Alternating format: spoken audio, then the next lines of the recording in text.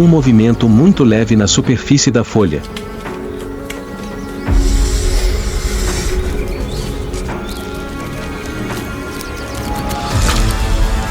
Uma mordida mais rápida que um piscar de olhos.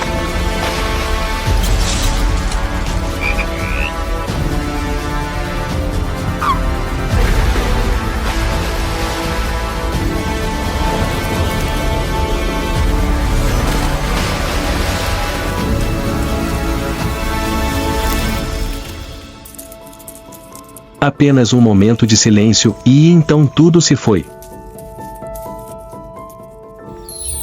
Guerra silenciosa, louva a Deus, de lagartixa e sapo.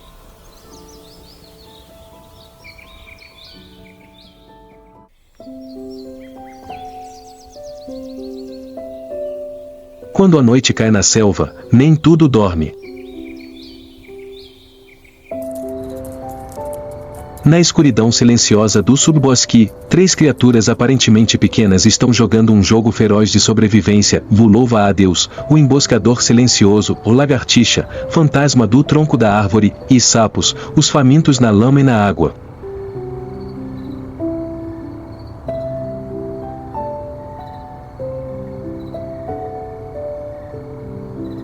Sem garras ou presas, eles caçam com velocidade, camuflagem e silêncio mortal.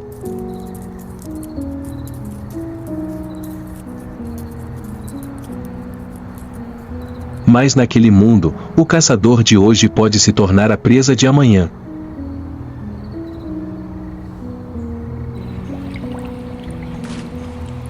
E a cada noite que passa, outra vida desaparece sem deixar vestígios.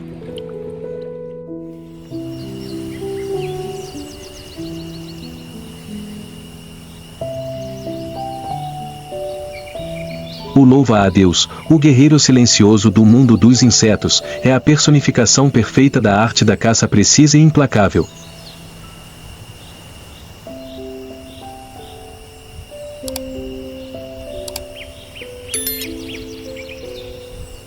Pequeno, mas não fraco, e esbelto, contendo poder explosivo.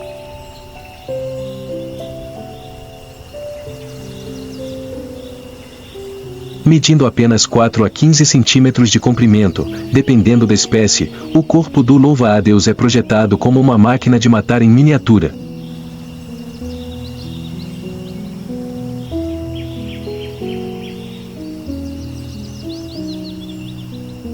Suas patas dianteiras, dobradas como mãos em prece, são a arma suprema.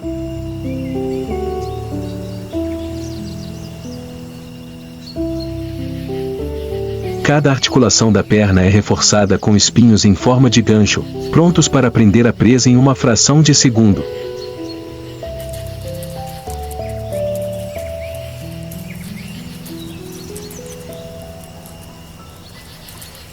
Os grandes olhos compostos podem girar independentemente, permitindo que ele observe quase todo o ambiente ao redor sem girar o corpo.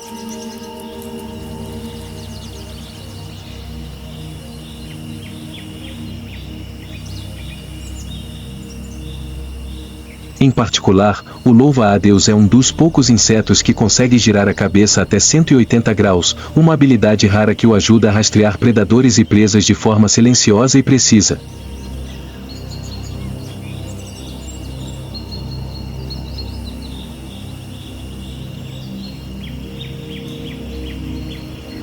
A capacidade de camuflagem do louva a Deus também atinge um nível sofisticado. Dependendo da espécie e do habitat, elas podem ser verdes, marrons, amarelas ou até mesmo ter o formato de uma folha murcha, um galho seco ou uma flor.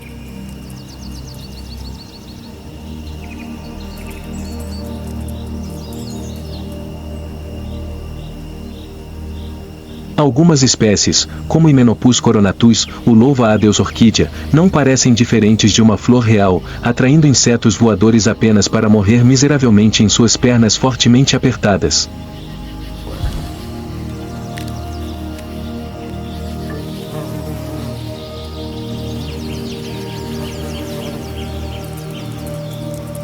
Como um predador ativo, o louva a Deus não é exigente. Abelhas, moscas, mosquitos, gafanhotos, grilos, formigas, borboletas, todos podem ser vítimas.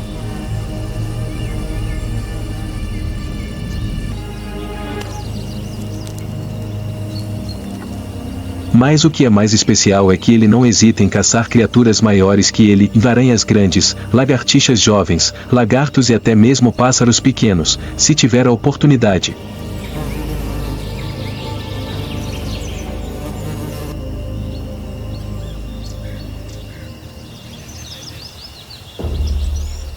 Um jovem lagarto subiu lentamente no tronco da árvore, com os olhos vagando distraidamente ao redor, sem perceber que a morte estava à espreita a poucos centímetros de distância.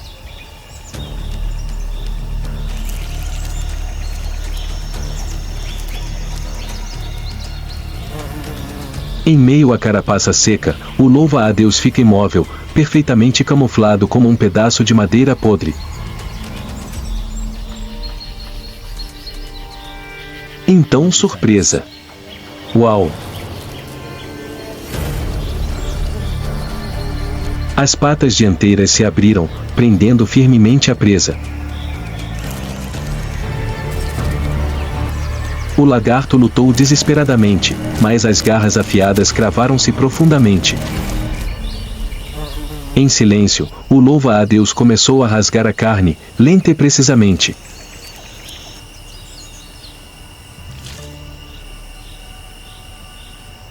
Com táticas de emboscada, paciência incrível e velocidade de ataque extremamente rápida, os louva-a-Deus geralmente vencem graças ao elemento surpresa.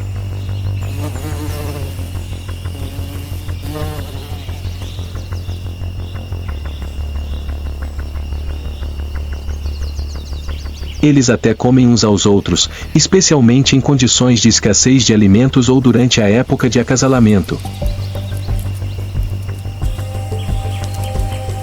O acasalamento nos louva-a-Deus é um ritual que traz vida e sinaliza a morte. O macho se aproxima da fêmea com extrema cautela, sabendo muito bem que, em muitos casos, a viagem é só de ida.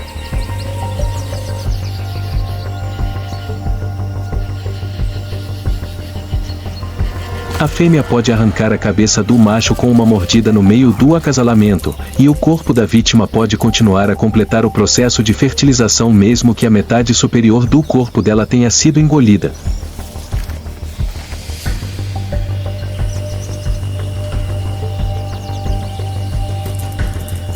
Esse comportamento aparentemente brutal na verdade faz muito sentido biológico, dele ajuda a fêmea a absorver mais proteína viva, aumentando assim as chances de os ovos se desenvolverem e sobreviverem.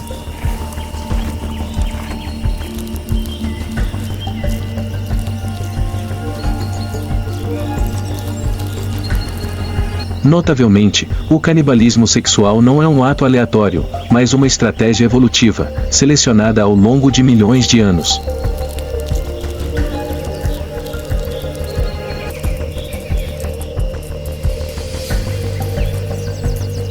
Quando a cabeça é perdida, o sistema nervoso inferior do macho não apenas mantém o acasalamento como também se torna mais ativo, porque não é mais inibido pelo cérebro.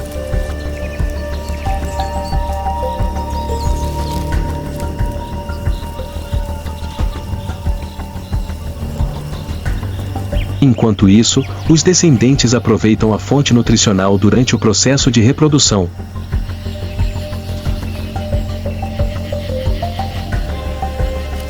O acasalamento termina em sacrifício, o preço final que o macho deve pagar, mas também uma dedicação completa à próxima geração.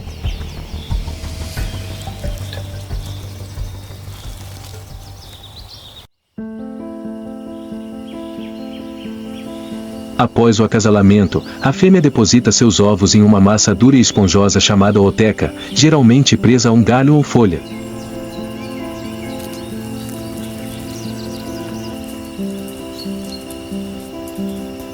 Cada oteca pode conter de 30 a 300 ovos, que são cuidadosamente encapsulados para proteção contra o calor e predadores.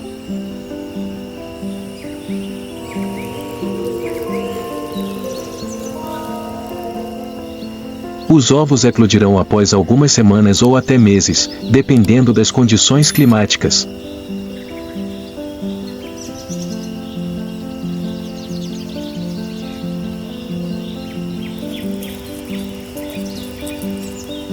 Predadores natos, os filhotes de louva-a-Deus, mesmo os recém-nascidos, já estão totalmente equipados com instintos assassinos.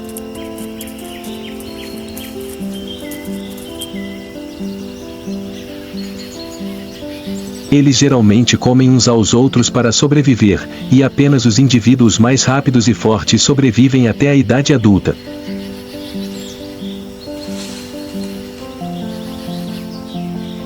Não é por acaso que na natureza o louva-a-Deus é reverenciado como um guerreiro solitário, pequeno, mas poderoso, sempre sozinho, mas sem medo de nenhum oponente.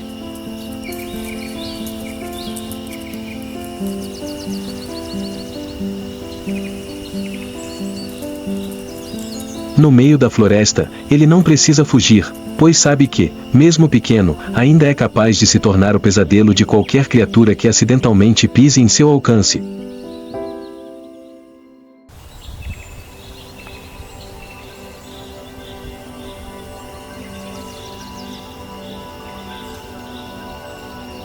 Embora seja um assassino silencioso e eficiente, o louva-a-Deus não está livre de inimigos.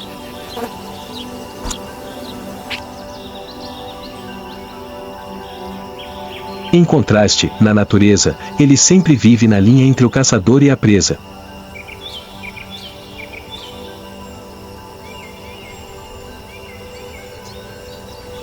Nas copas das árvores, pássaros insetívoros como marmotas, tordos e tordos podem facilmente detectar até mesmo o menor movimento do louva-a-Deus e descer para dar uma bicada fatal.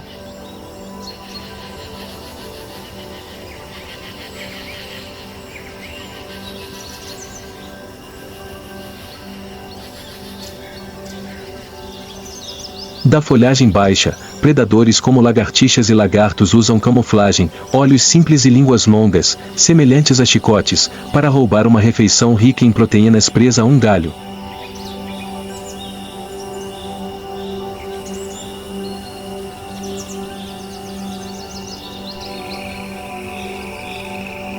Na camada de folhas podres sob a copa da floresta, sapos e pererecas precisam apenas de um rápido movimento de língua para acabar com um louva-a-Deus descuidado.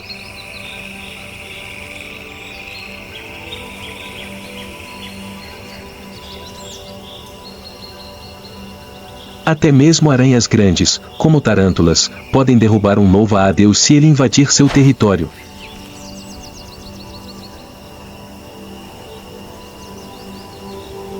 Nas copas mais altas das árvores, algumas cobras pequenas, especialmente as cobras de árvore tropicais, deslizam como fantasmas entre os galhos, usando seus movimentos suaves para se aproximar e estrangular suas presas.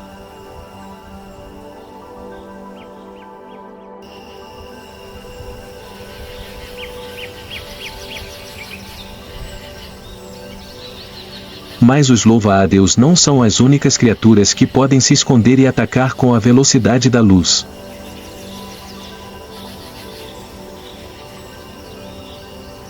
Nos mesmos galhos, entre o musgo macio e a casca rachada, outra criatura observava silenciosamente, não menos perigosa.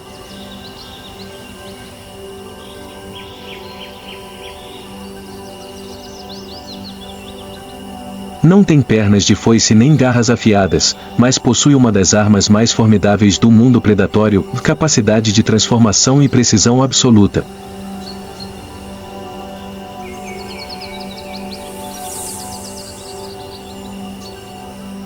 É a lagartixa, a mestre da camuflagem, um fantasma no mundo da selva. Enquanto o louva-a-Deus é o guerreiro que ataca, a lagartixa é o assassino paciente, que espera e nunca perde uma oportunidade.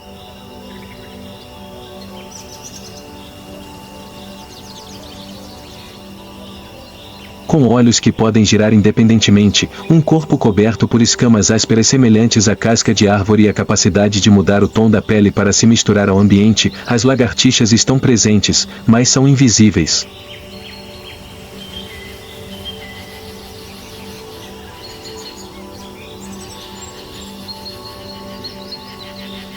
Os louva-a-Deus podem girar a cabeça para observar, mas as lagartixas podem olhar em duas direções ao mesmo tempo, observando presas e evitando outros predadores.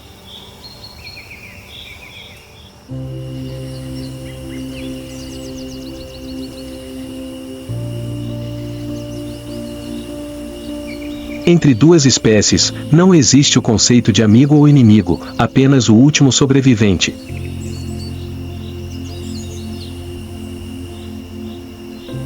Às vezes, as lagartixas comem louva-a-Deus com um movimento rápido de suas línguas.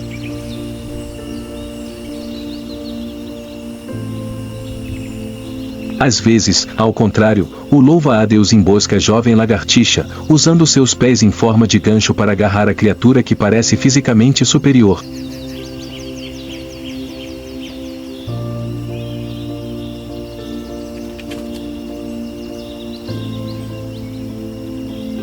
A luta entre os dois predadores não foi barulhenta.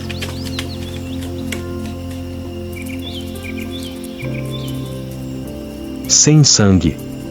Mas a situação está sempre à espreita, é tensa e termina num breve momento em que um lado sai vitorioso e o outro, apenas uma refeição quente no meio da selva.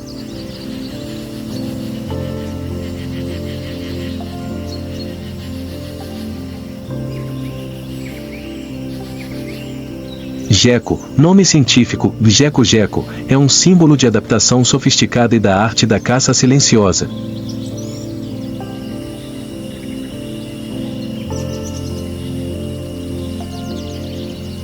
Com um comprimento corporal de 20 a 40 centímetros, sua pele é coberta por pequenas escamas granulares, com um padrão manchado como manchas de musgo ou manchas de fogo morrendo na casca de uma árvore velha.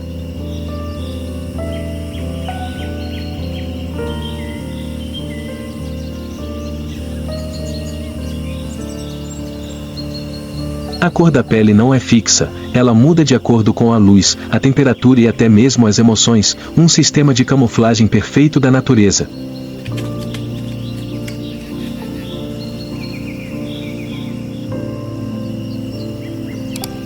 Olhos grandes e sem pálpebras brilham no escuro com pupilas verticais como as de um gato.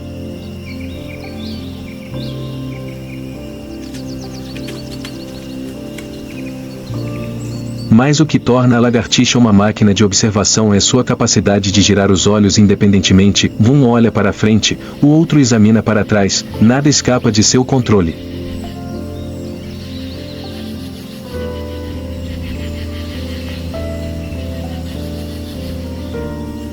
Em vez de perseguir a presa, as lagartixas esperam.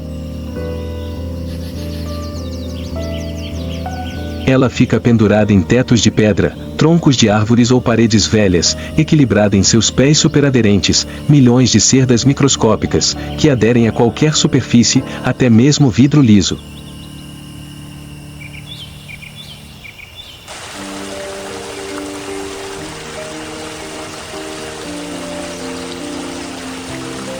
Então, quando chegou o momento, a longa língua disparou como um foguete, rápida, pegajosa e inevitável.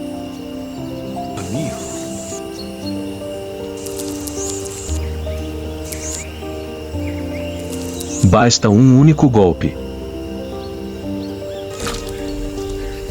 A dieta das lagartixas é variada: grilos, baratas, insetos, mosquitos, mariposas, aranhas e, não raro, até louva-a-Deus, se eles estiverem por perto.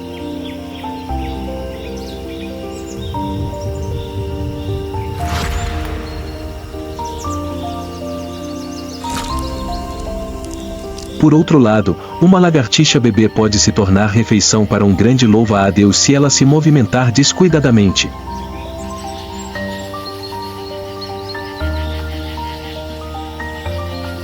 Ambos são assassinos, mas a lagartixa é uma caçadora noturna, silenciosa, fria e raramente derrotada.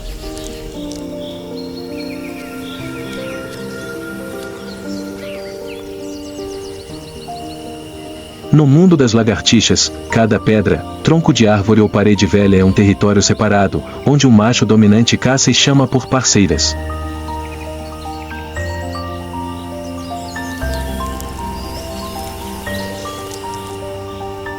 Quando outro indivíduo entra, especialmente durante a época de reprodução, o conflito é inevitável.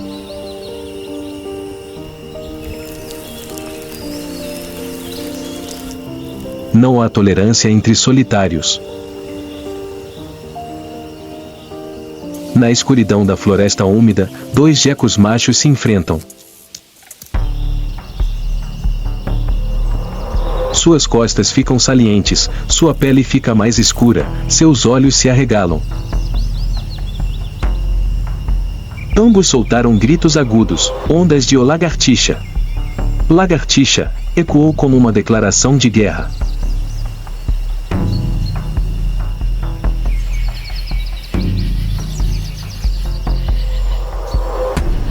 Então, de repente, eles avançaram um contra o outro.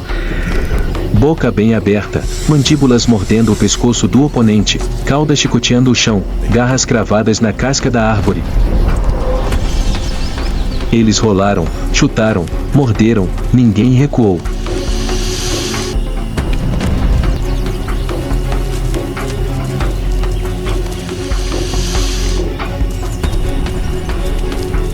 Em poucos minutos de caos, um deles desabou, caindo no chão da floresta.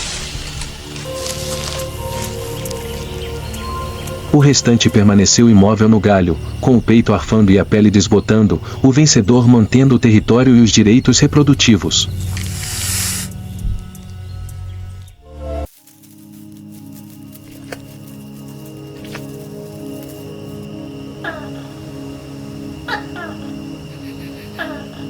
O acasalamento das lagartixas geralmente ocorre durante a estação quente, quando a umidade e a temperatura são favoráveis.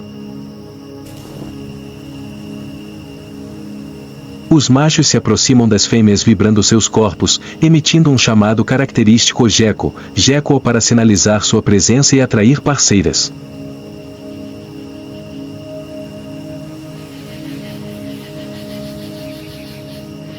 Se a fêmea concordar, ela permitirá que o macho monte em suas costas e acasale. O processo leva de alguns minutos a dezenas de minutos, dependendo da espécie.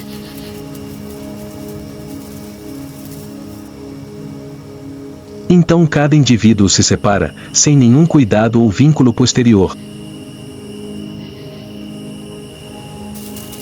As lagartixas são solitárias, mesmo na reprodução, e cada sessão de acasalamento pode ajudar a fêmea a acumular esperma para fertilizar os óvulos várias vezes durante a época de reprodução.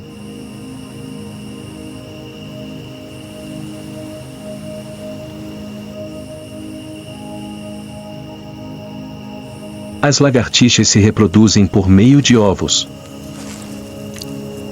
Após o acasalamento na estação quente, a fêmea põe de 1 a 2 ovos, que têm cascas duras, semelhantes à porcelana, e geralmente ficam firmemente presos a pedras, troncos de árvores ou rachaduras em paredes úmidas.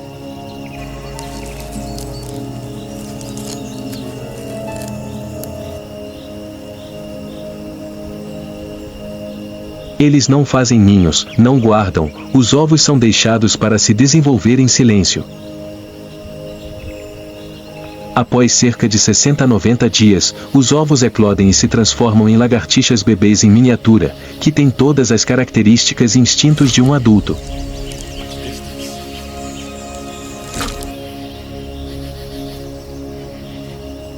Desde o momento em que nascem, eles precisam sobreviver sozinhos, caçar presas e evitar inimigos, sem a proteção dos pais.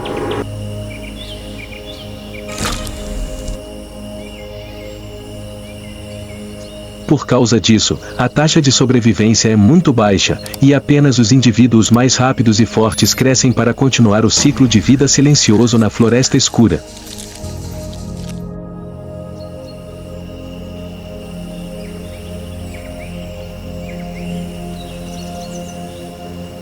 Mais do que um predador, a lagartixa também é uma mestra da sobrevivência. Quando ameaçado, ele pode soltar a cauda para distrair a atenção e depois desaparecer na escuridão.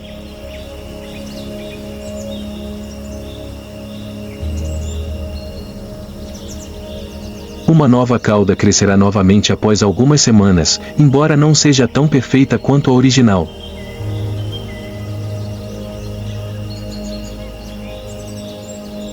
Apesar de serem mestres da camuflagem e da caça no escuro, as lagartixas não são imunes a outros predadores.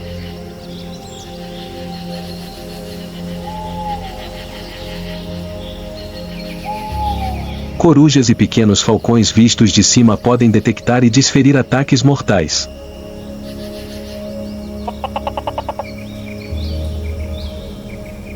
As cobras arborícolas, silenciosas e ágeis, rastejam pelos galhos para alcançar suas presas em uma fração de segundo.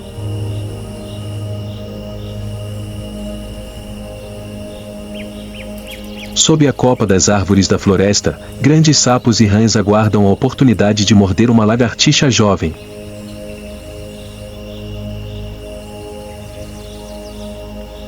Ovos de lagartixa também são facilmente encontrados e destruídos por camundongos do campo e pequenas civetas.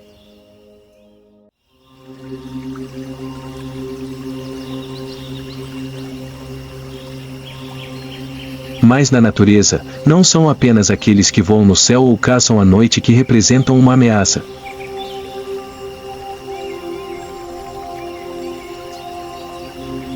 Escondida sob as folhas podres, na lama macia e encharcada e nas poças escuras, outra criatura espera, silenciosa, gananciosa e insaciável.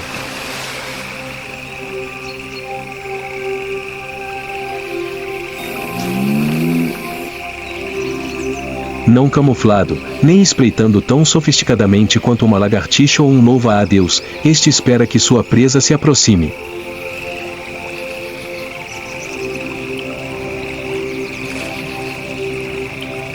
Rantouro, o predador faminto da floresta pantanosa. A rantouro, nome científico, Glitobates catesbeianus, nas Américas, ou Oplobatrachus rugulosus, na Ásia, é um grande anfíbio de natureza predatória ousada e estômago sem fundo.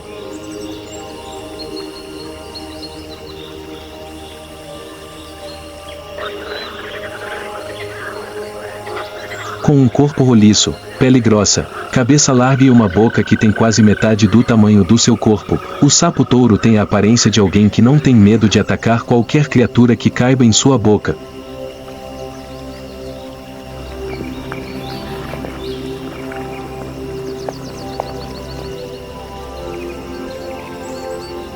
O tamanho pode chegar a 20 centímetros, pesando mais de 500 gramas em adultos.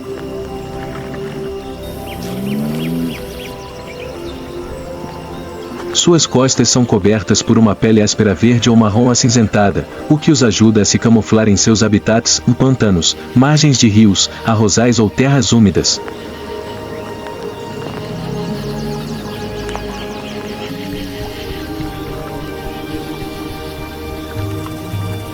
As patas traseiras altamente desenvolvidas ajudam o sapo a saltar longe e nadar rapidamente, enquanto a membrana entre os dedos atua como remos ao mergulhar debaixo d'água.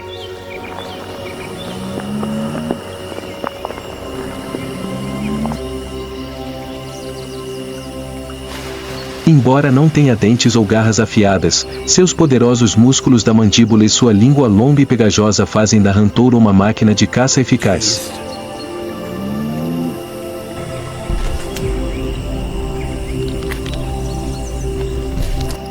Eles comem tudo o que conseguem pegar: insetos grandes, aranhas, peixes pequenos, girinos, filhotes de lagartixa, filhotes de pássaros, ratos, cobras pequenas e até mesmo da sua própria espécie.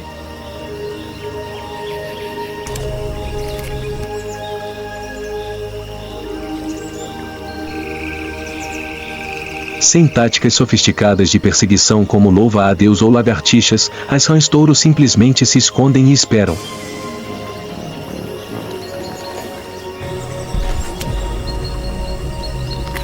Quando o alvo entra no alcance, um flash da língua é liberado, e a presa desaparece da boca num piscar de olhos.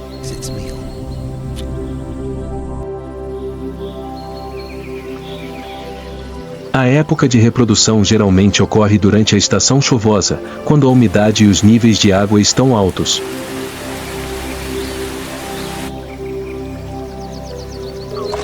Os machos emitem chamados altos e distintos de obo-oro-on para atrair parceiras e alertar os rivais.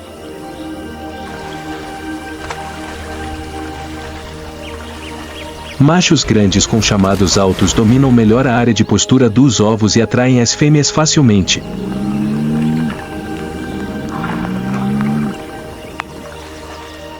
Durante a época de reprodução, os sapos touro machos se tornam mais agressivos e territoriais do que nunca.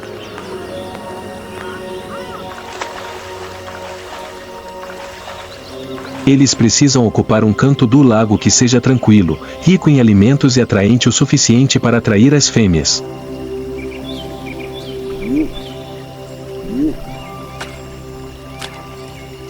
Quando há um intruso, o conflito é inevitável.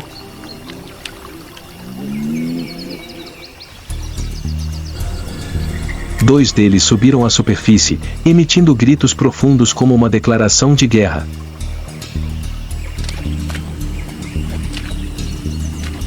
Então, de repente, eles avançaram um contra o outro, seus corpos enormes se debatendo violentamente, suas patas traseiras chutando a água, espirrando.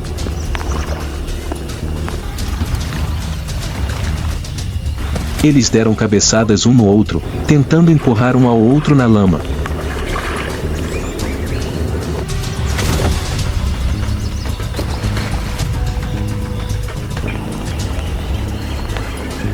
Após alguns minutos de luta, um deles foge, deixando a água calma para o vencedor, que agora tem o direito de chamar seu companheiro na água que ele venceu.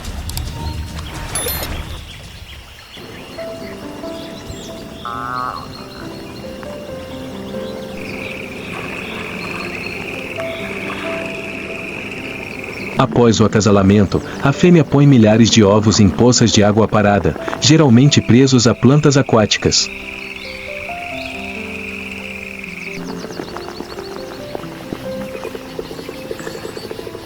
Os ovos eclodem e se tornam girinos depois de alguns dias, e leva de algumas semanas a vários meses para se transformarem em rãs, dependendo da espécie e das condições ambientais.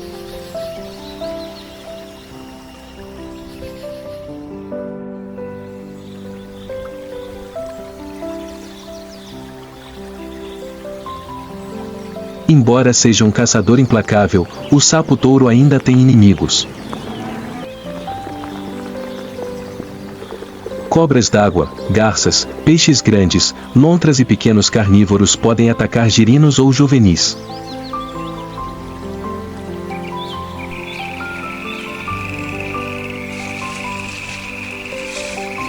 Os adultos, graças à sua pele grossa e reflexos fortes, são mais difíceis de abater, mas ainda são alvo de grandes predadores, como falcões, corujas, raposas ou lontras.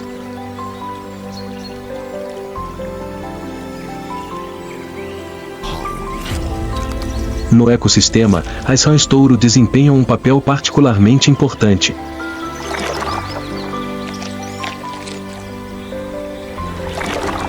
Eles ajudam a controlar populações de insetos e pequenos animais e são elos intermediários na cadeia alimentar, agindo como predadores e presas.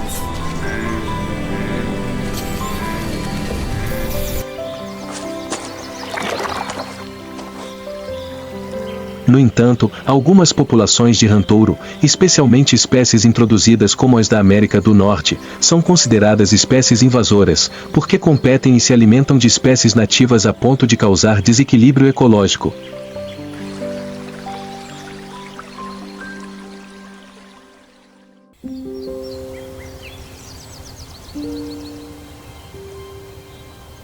Embora diferentes em forma, espécie e estilo de caça, louva a Deus, lagartixas e sapos se encontram no mesmo palco, onde a selva encontra a terra úmida, onde a luz filtra pela folhagem e a escuridão preenche as copas das árvores.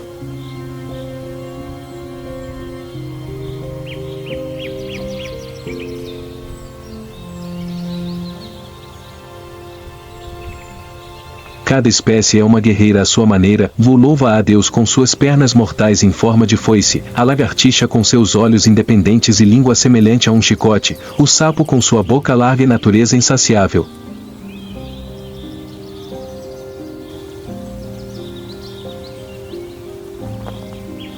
Mas em um lugar onde todo caçador pode se tornar uma presa, ninguém é invencível.